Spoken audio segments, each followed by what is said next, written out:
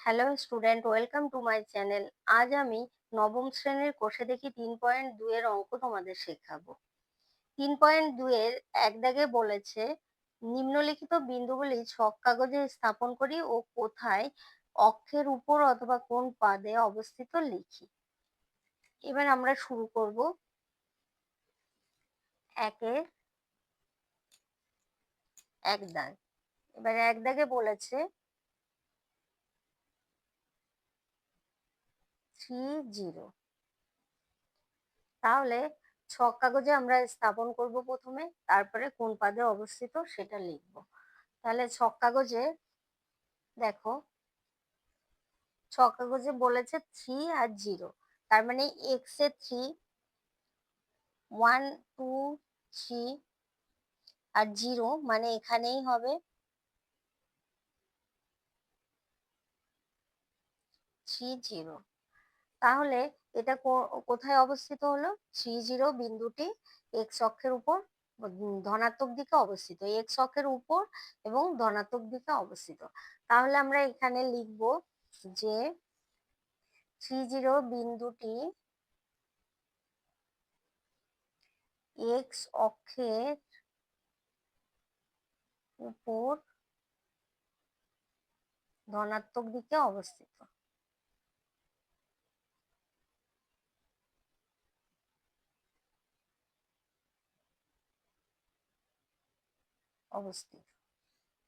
এবার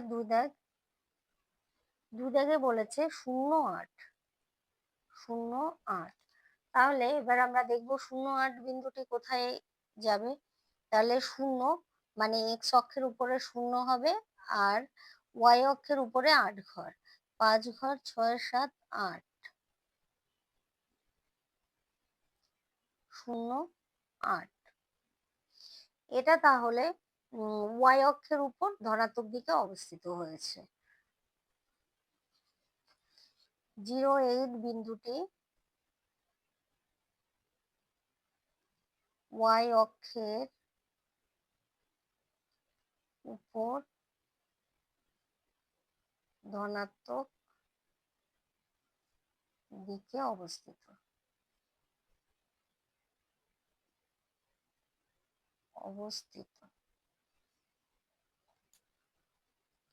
এবার এবার 3 দাগে বলেছে -5, 0। তাহলে -5, 0 বিন্দুটি কোথায় অবস্থিত হয় দেখব। -5, 0, তাহলে আমরা জানি এক্স অক্ষের ঋণাত্মক দিক এখানে, -5, -5, 0 এখানেই হবে, -5, 0। আমরা ছক কাগজের প্রতিটি ঘর এখানে প্রতি 5টি ক্ষুদ্রতম ঘর সমান 1 একক ধরেছি। তাহলে এটা অবস্থিত হবে -5, 0 বিন্দুটি এক্স অক্ষের উপর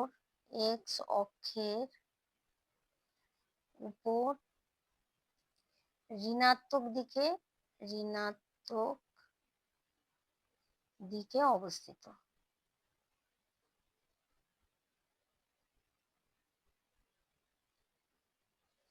এবার 4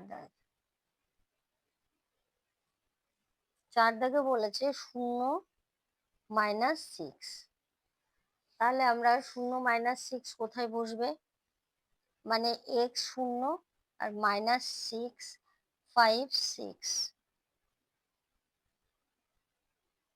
0, -6। তাহলে এটা হবে ওয়াই অক্ষের বিন্দুটি ওয়াই অক্ষের উপর ঋণাত্মক দিকে অবস্থিত। তাহলে বিন্দুটি ওয়াই অক্ষের উপর ঋণাত্মক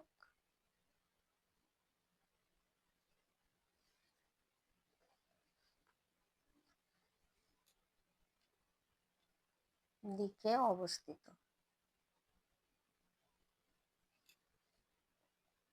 5 দাগ, 5 দাগে বলেছে 6 4, তাহলে 6 আর 4 প্লাস 6 এক্স অক্ষ, তাহলে 5 6 এক্স অক্ষের উপর আর ওয়াই অক্ষের উপর 4 ঘর, মানে এখানে 6 4। তাহলে এই বিন্দুটি এই বিন্দুটি হবে প্রথম পাদে অবস্থিত। এটা প্রথম পাদ, এটা দ্বিতীয়, এটা তৃতীয়, এটা চতুর্থ। তাহলে আমরা 6 4 বিন্দুটি প্রথম পাদে অবস্থিত।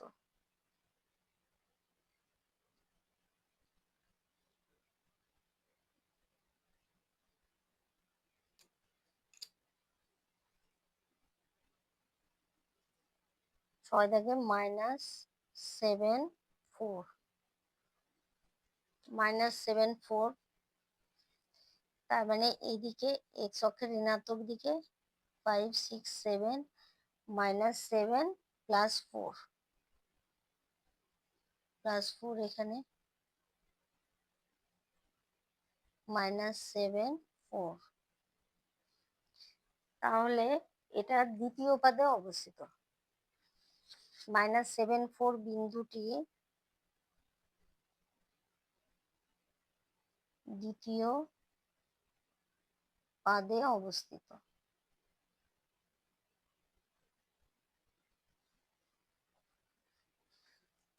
এবার 7 দাগ, 7 দাগে বলেছে +9 -9, তাহলে +9 -9 বিন্দুটি কোথায় অবস্থিত হবে? +9 এখানে, +9 -9, -9 এখানে হবে।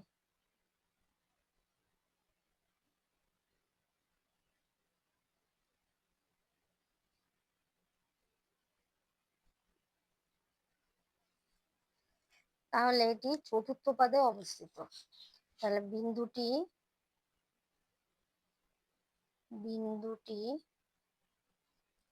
চতুর্থ পাদে অবস্থিত।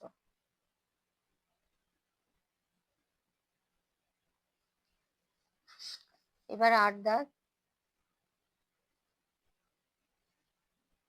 8 দাগে বলেছে -4 -5, -4 সরি -4 -5। তাহলে -4 -5 বিন্দুটি -4 হবে এটা, আর -5 মানে এটা, -4 -5। তাহলে এই বিন্দুটি তৃতীয় পাদে অবস্থিত। বিন্দুটি তৃতীয় পাদে অবস্থিত।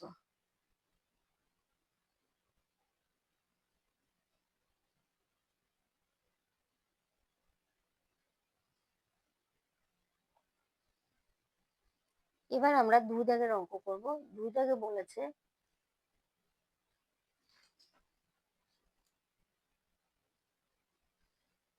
2 দাগে বলা হয়েছে ছক কাগজে এক্স ও এক্স ড্যাশ এবং ওয়াই ও ওয়াই ড্যাশ পরস্পর লম্ব অক্ষ টেনে যে কোনো 5টি বিন্দু স্থাপন করে যারা তৃতীয় পাদে অবস্থিত।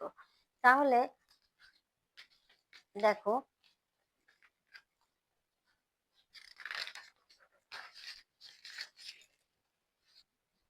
এখানে আমরা একটি মানে এক্স ও এক্স ড্যাশ এবং ওয়াই ও ওয়াই ড্যাশ পরস্পর লম্ব অক্ষ টেনেছি। এখানে তৃতীয় পাদে অবস্থিত হতে গেলে আমাদের এক্স ও ঋণাত্মক হবে, ওয়াই ও ঋণাত্মক হবে। তাহলে আমরা সেরকম তৃতীয় পাদে অবস্থিত 5টি বিন্দু লিখি। আগে 5টি বিন্দু লিখে নিলাম।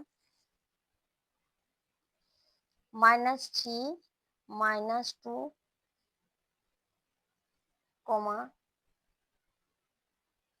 -3 2 -4 -4 -5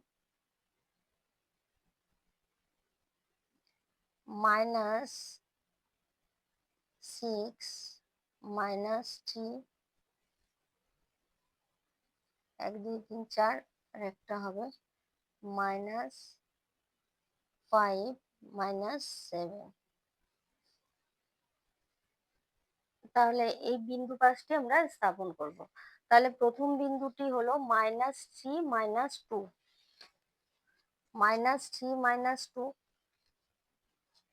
আমরা আঁকবো -3 মানে 1 2 3 -3 আর বলেছি -3 আর -2 1 2 3 1 2 -3 -2 এরপরে একটা বলেছি -2 -4 -2 মানে 1 1 2 আর -4 হবে এটা। আমাদের লেখাটা এখানে হয়ে গেছে, মাঝে চলে গেছে। তাহলে এটা হবে -2 আর -4 -2 -4। এবার পরের সংখ্যাটা ধরেছি -4 -5 -4 মানে এখানে হবে -5 হবে এখানে। তাহলে এটা হবে -4 -5 -5। তারপরে ধরেছি -6 -3 -6 তার মানে এটা -6 এটা -1 2 3 এটা -3 তাহলে -6 -3 এটা।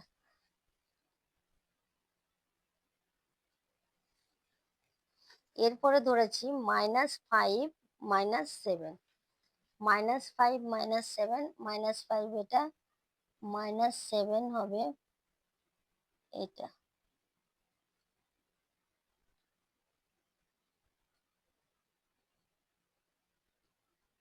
-5 -7। তাহলে আমরা 5টি বিন্দুকে স্থাপন করলাম, যেগুলি হলো তৃতীয় পাদে অবস্থিত। 5টি বিন্দু হলো -3 -2 একটা, তারপর -2 -4 -4 -5 -3 -6 -3 -5 -7। এবার 3 দাগের অঙ্ক করব। 3 দাগে বলেছে নিচের বক্তব্যগুলি রৈখিক সহসমীকরণের আকারে প্রকাশ করো। তাহলে আমাদের রৈখিক সহসমীকরণ আকারে প্রকাশ করতে হবে। এবার 3-এর 1 দাগে বলেছে 3টি খাতা ও 2টি পেনের মোট দাম 55 টাকা এবং 4টি খাতা ও 3টি পেনের মোট দাম 75 টাকা। তাহলে এই অঙ্ক থেকে আমাদের সহসমীকরণ আকারে প্রকাশ করতে হবে, সহসমীকরণ আকারে লিখতে হবে। তাহলে মনে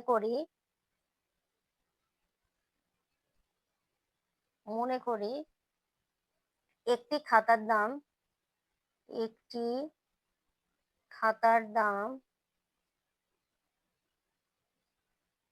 x টাকা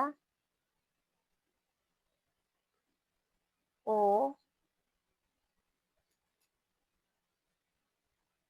একটি পেনের দাম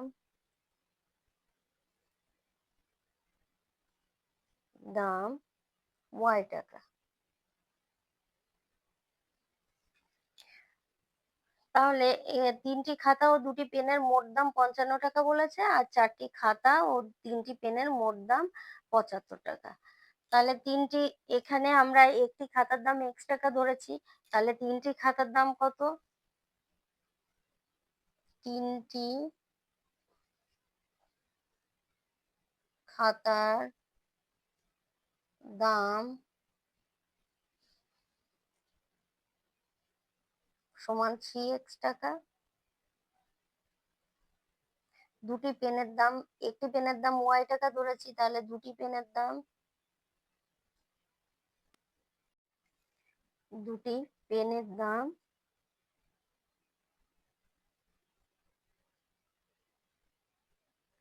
2y টাকা। তাহলে নির্ণয় সমীকরণ, অতএব প্রথম সমীকরণটি,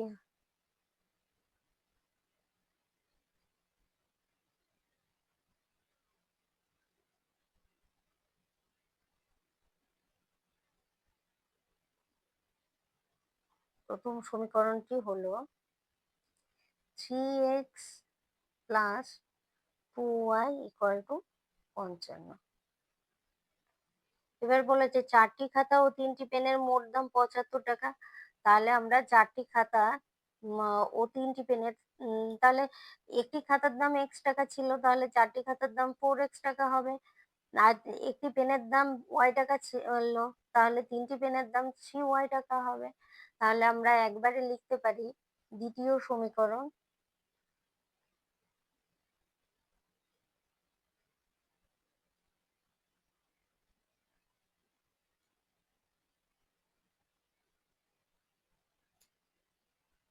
তাহলে 4x plus 3y equal to 75 টাকা।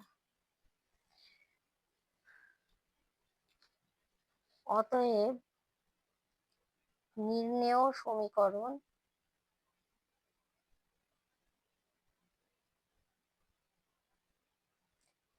নির্ণেয় সমীকরণ 3x plus 2y equal to 55 এবং 4x plus 3y equal to 75।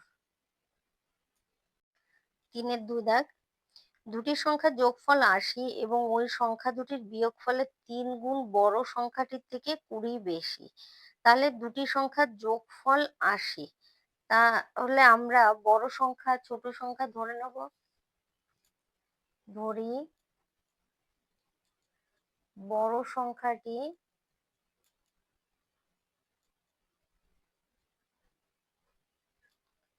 x এবং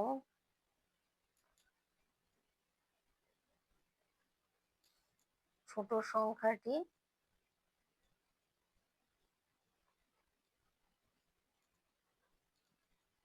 y।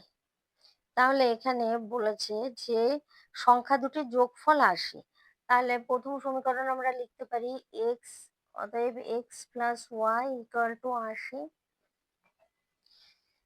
দ্বিতীয় সমীকরণ লিখতে পারি, এখানে বলেছে ওই সংখ্যা দুটির বিয়োগফলের 3 গুণ, তার মানে সংখ্যা দুটির বিয়োগফল x মাইনাস ওয়াই তার 3 গুণ, মানে গুণ 3, 3 গুণ বড় সংখ্যাটির থেকে 20 বেশি। তাহলে বড় সংখ্যাটি হলো x প্লাস 20। এখানে আমরা লিখতে পারি যেহেতু x গ্রেটার দেন y।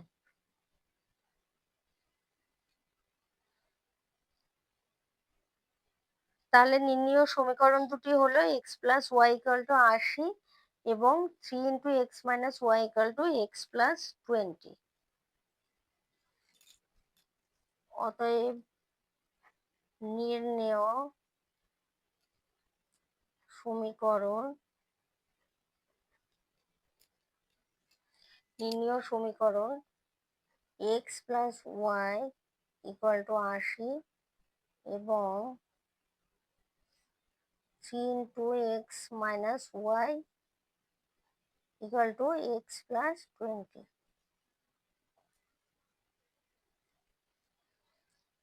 এবার 3 দাগের অঙ্ক।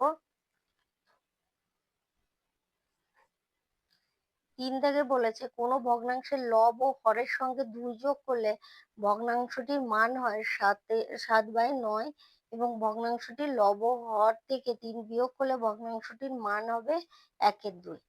তাহলে আমরা ভগ্নাংশটা ধরবো,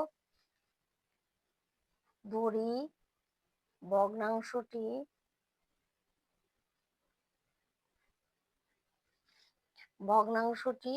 এক্স বাই ওয়াই। তাহলে এখানে বলেছে লব ও হরের সঙ্গে 2 যোগ করলে ভগ্নাংশটির মান হবে 7/9। তাহলে আমরা প্রথম সমীকরণে লিখতে পারি, সুতরাং x plus 2 y plus 2 equal to, এখানে বলা হয়েছিল 7/9। আর আরেকটা সমীকরণ বের হবে, বলেছে যে ভগ্নাংশটি লব ও হর থেকে 3 বিয়োগ করলে ভগ্নাংশটির মান হয় 1/2। তাহলে x minus 3 y minus 3 equal to 1/2। অতএব নির্ণেয় সমীকরণ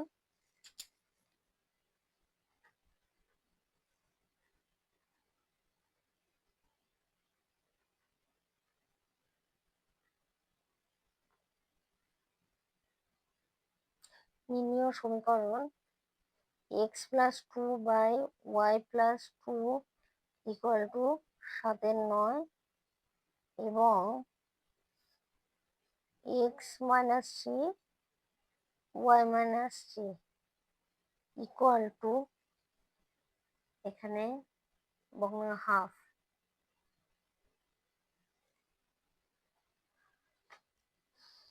এবার 4 দাগের অঙ্ক।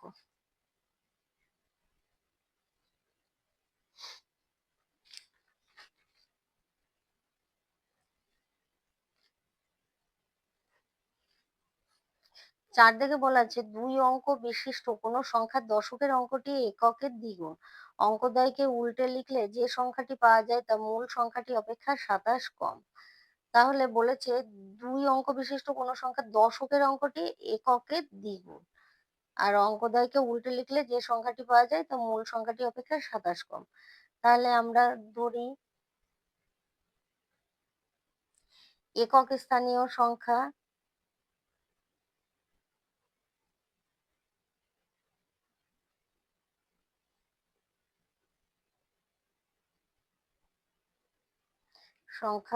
y এবং দশক স্থানীয় সংখ্যা x, এবং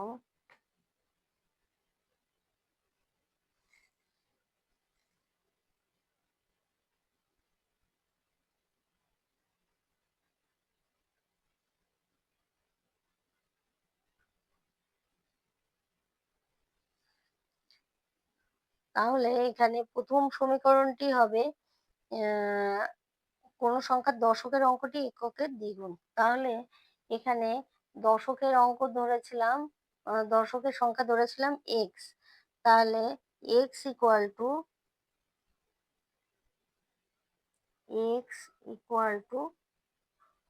2y, এবং অঙ্কদ্বয়কে উল্টে লিখলে যে সংখ্যাটি পাওয়া যায় তার মূল সংখ্যাটি অপেক্ষা 27 কম। তাহলে আমাদের সংখ্যাটি হবে 10x প্লাস ওয়াই বিয়োগ 10y plus x equal to 27। অতএব নির্ণেয় সমীকরণ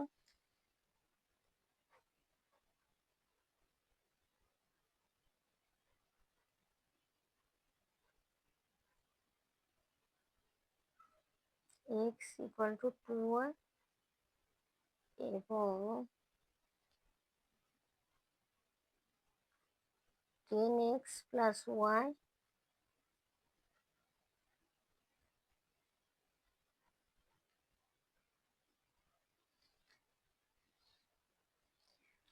আজ এই পর্যন্তই থাকবে। আমার ভিডিও যদি তোমাদের ভালো লেগে থাকে তাহলে লাইক করো, কমেন্ট করো, শেয়ার করো, আর পরের ভিডিও পাবার জন্য অবশ্যই একটা সাবস্ক্রাইব করো।